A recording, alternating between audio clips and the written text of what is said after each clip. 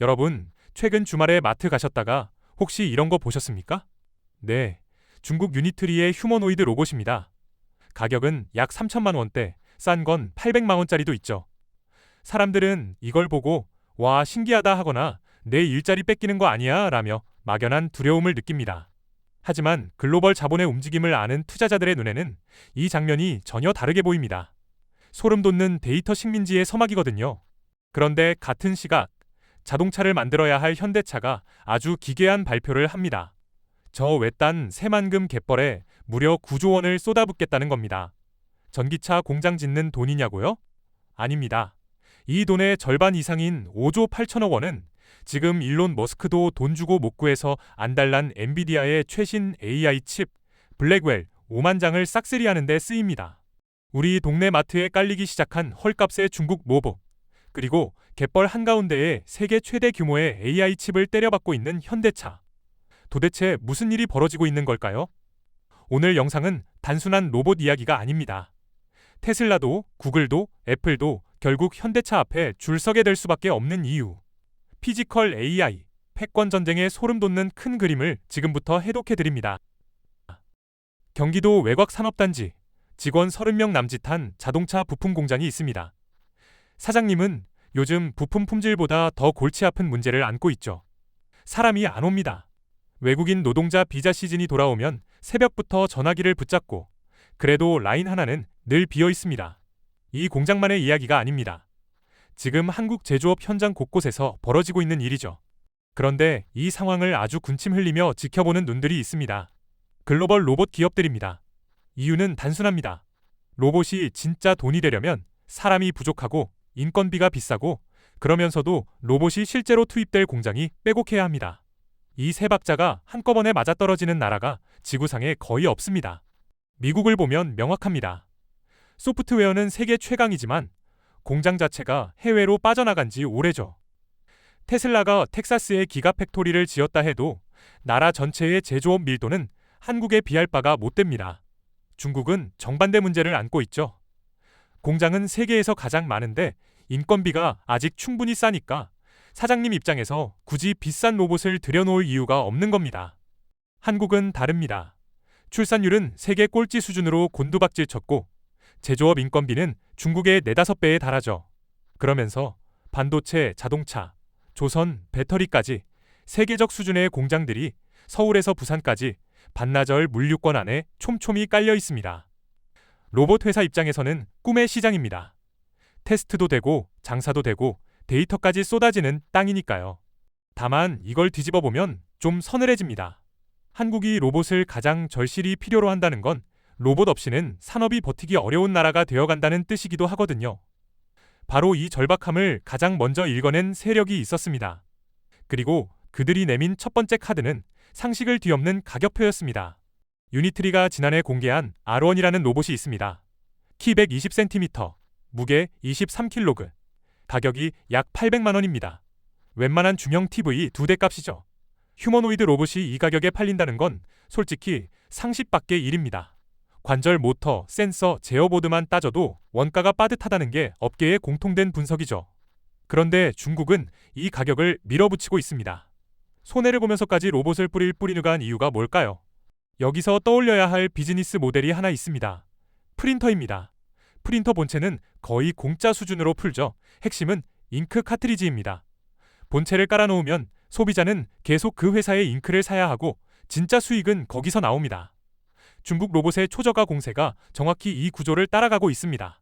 시나리오를 그려보겠습니다. 한국의 중소제조 공장에 800만 원짜리 로봇이 깔리기 시작합니다. 처음엔 단순 반복 작업, 부품 이송, 검수 보조 같은 일을 맡기죠. 공장 사장님은 만족합니다. 사람 구하느라 애먹던 라인이 돌아가기 시작하니까요. 그런데 이 로봇이 일하는 동안 눈에 보이지 않는 파이프라인이 가동됩니다. 로봇 팔이 어떤 각도로 부품을 집었는지, 불량률이 어느 공정에서 튀었는지, 라인 속도는 몇 초 단위로 조절됐는지, 이 모든 것이 제조 공정 데이터입니다. 그리고 이 데이터는 로봇 제조사의 클라우드 서버로 흘러갑니다. 한두 공장이 아닙니다. 수천 개 공장에서 동시에 쏟아지는 이 데이터가 쌓이면 그건 단순한 숫자 더미가 아니라 한국 제조업의 심장부를 통째로 복제한 디지털 지도가 됩니다.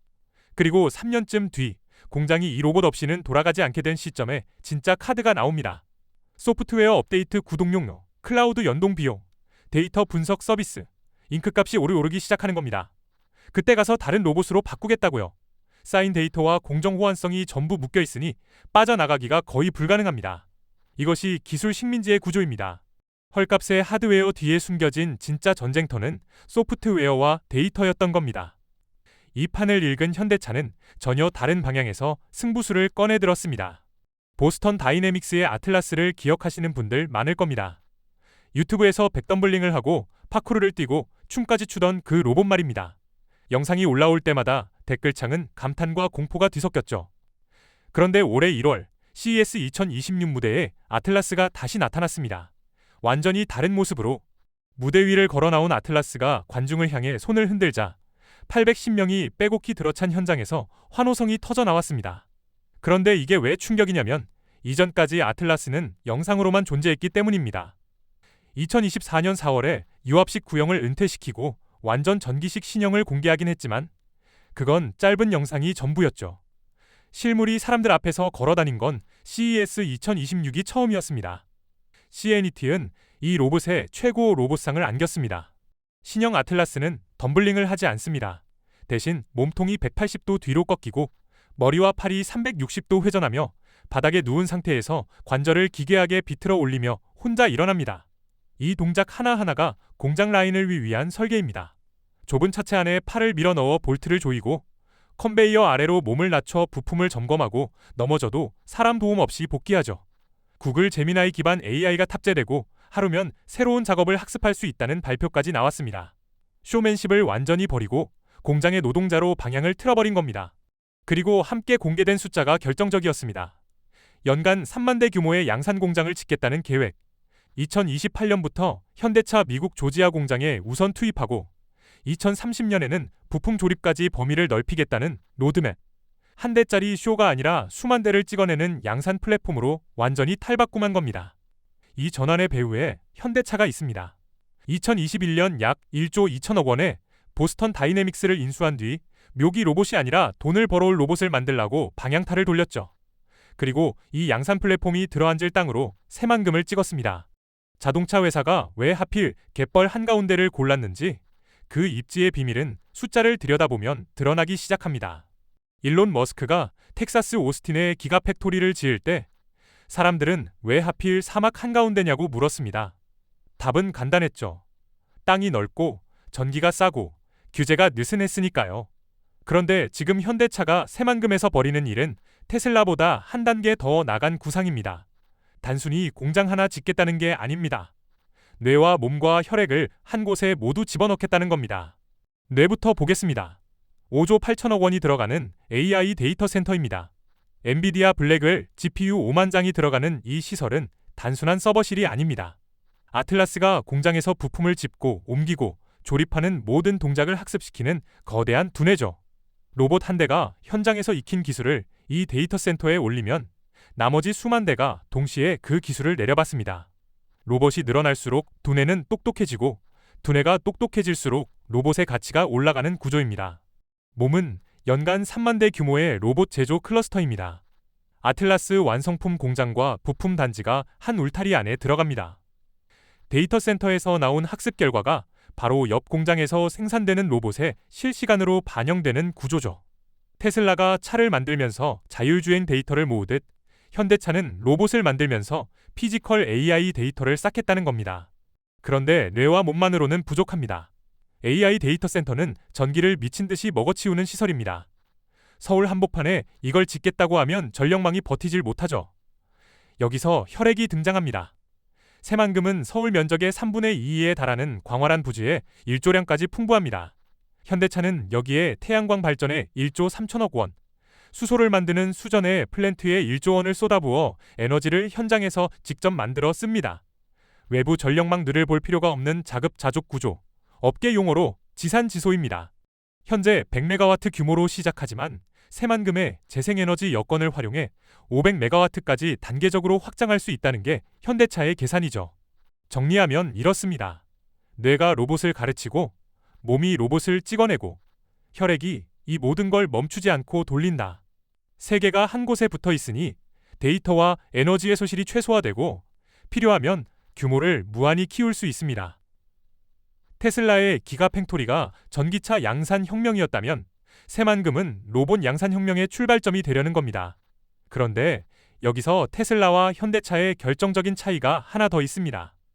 이 로봇을 누구에게 열어줄 것이냐는 문제입니다. 테슬라의 옵티머스를 보겠습니다. 이 로봇은 테슬라 공장에서 태어나 테슬라 공장에서 일하고 테슬라의 AI가 두뇌를 맡습니다. 하드웨어부터 소프트웨어, 데이터까지 전부 자기 울타리 안에서 돌리는 구조죠. 어디서 많이 본 방식입니다. 아이폰을 만들고 iOS를 깔고 앱스토어까지 지배하는 애플. 머스크가 꿈꾸는 건 로봇 세계의 애플입니다. 강력하지만 닫혀 있습니다. 현대차는 정반대 길을 택했습니다. 아틀라스의 두뇌에 구글 딥마인드의 제미나이를 얹겠다고 CES 2026에서 공식 발표한 겁니다. 자체 AI를 고집할 수도 있었는데 세계 최정 상급 AI 기업에 문을 열었습니다. 이게 왜 중요하냐면 현대차가 노리는 자리가 달라지기 때문입니다. 오픈 AI가 로봇을 만들고 싶다. 구글이 자기 AI를 물리적 세계에서 돌리고 싶다. 메타가 산업용 로봇 시장에 진입하고 싶다. 이 빅테크들에게 공통적으로 없는 게 하나 있습니다. 쇳덩어리를 수만 대씩 조립해본 경험입니다. 반도체 산업에서 정확히 같은 구도가 있었습니다.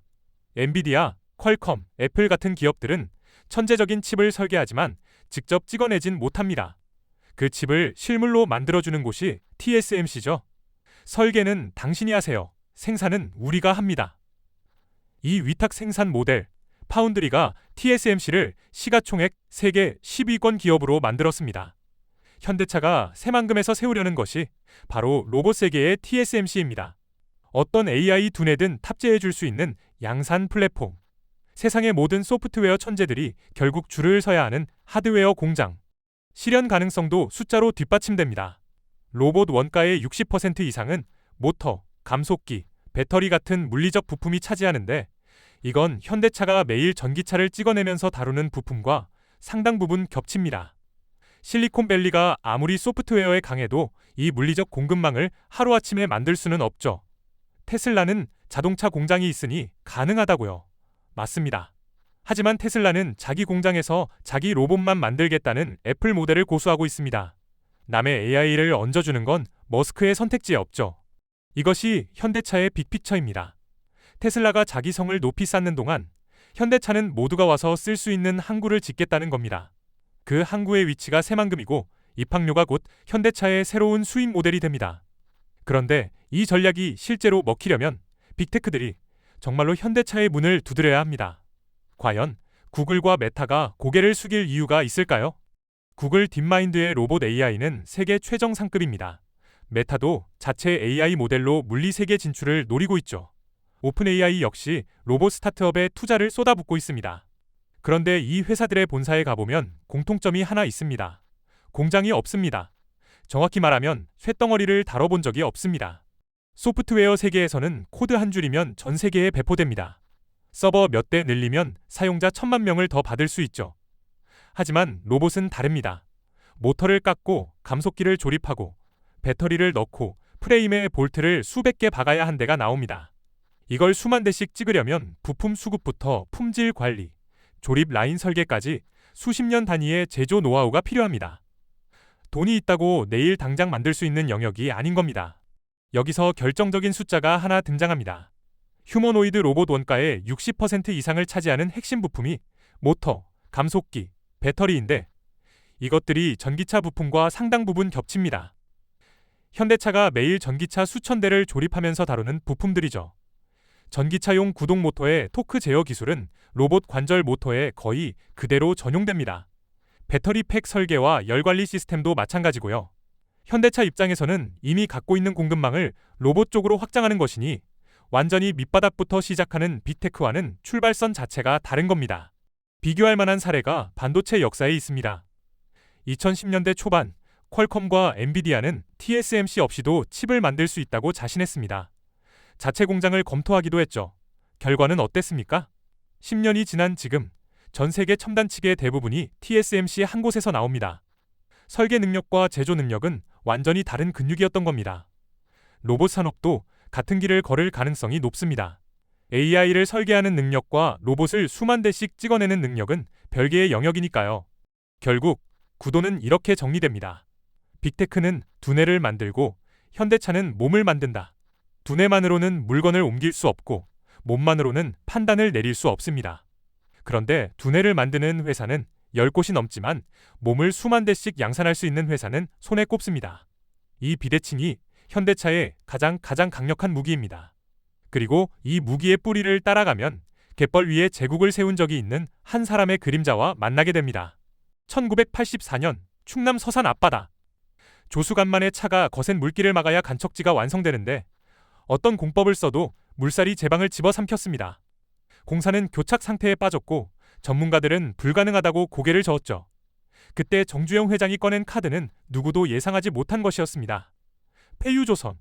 쓸모를 다한 거대한 배를 끌고 와서 물길 한가운데 가라앉혀버린 겁니다. 미쳤다는 소리를 들었습니다. 그런데 물살이 멈췄습니다. 그 위에 흙을 덮고 논을 만들고 공장을 세웠죠. 바다를 땅으로 바꾼 겁니다. 40년이 지난 지금 그 DNA가 새만금에서 다시 작동하고 있습니다. 정주영 회장의 손잡벌 되는 현대차 그룹이 역시나 갯벌 위에 누구도 상상하지 못한 것을 올리고 있죠. 다만 이번에 올라가는 건 논이 아니라 AI 칩 5만 장짜리 데이터 센터이고 공장에서 찍히는 건 자동차가 아니라 휴머노이드 로봇입니다. 평행은 여기서 끝나지 않습니다. 1970년대 배 한 척 만들어 본 적 없던 현대가 조선소를 짓겠다고 나섰을 때도 세상은 비웃었습니다.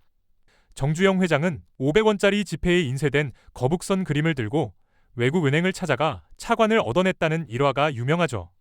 결과는 어땠습니까? 현대중공업은 세계 최대 조선사가 됐습니다. 아무것도 없는 상태에서 글로벌 제조 인프라를 만들어낸 경험. 이게 현대차 DNA의 핵심입니다. 실리콘밸리의 천재들이 아무리 뛰어난 AI를 설계해도 수만 대의 로봇을 실물로 찍어내는 제조 근육은 코딩으로 만들 수 없습니다. 현대차가 수십 년에 걸쳐 자동차와 선박과 건설 장비를 만들며 단련해온 바로 그 근육이죠. 물론 역사가 반복된다고 해서 성공이 보장되는 건 아닙니다. 서산 간척지는 물살과의 싸움이었지만 새만금은 차원이 다른 전쟁입니다. 중국은 초저가 로봇으로 데이터를 빨아들이고 테슬라는 독자 생태계를 철벽같이 쌓고 있으며 AI 기술은 한 분기만 지나도 판이 뒤집히는 속도로 진화하고 있죠. 9조 원이라는 돈도 결국 첫 삽에 불과합니다. 새만금이 진짜 로봇 파운드리로 완성되려면 부품 협력사 생태계, 전문 인력 양성, 그리고 빅테크와의 실제 계약이 뒤따라야 합니다. 갯벌 위에 배를 가라앉히는 배짱만으로 되는 시대가 아닌 겁니다. 그래서 이 이야기의 끝은 현대차가 아니라 결국 우리 각자의 자리에서 결정됩니다. 지금까지의 이야기를 한 문장으로 압축하면 이렇습니다.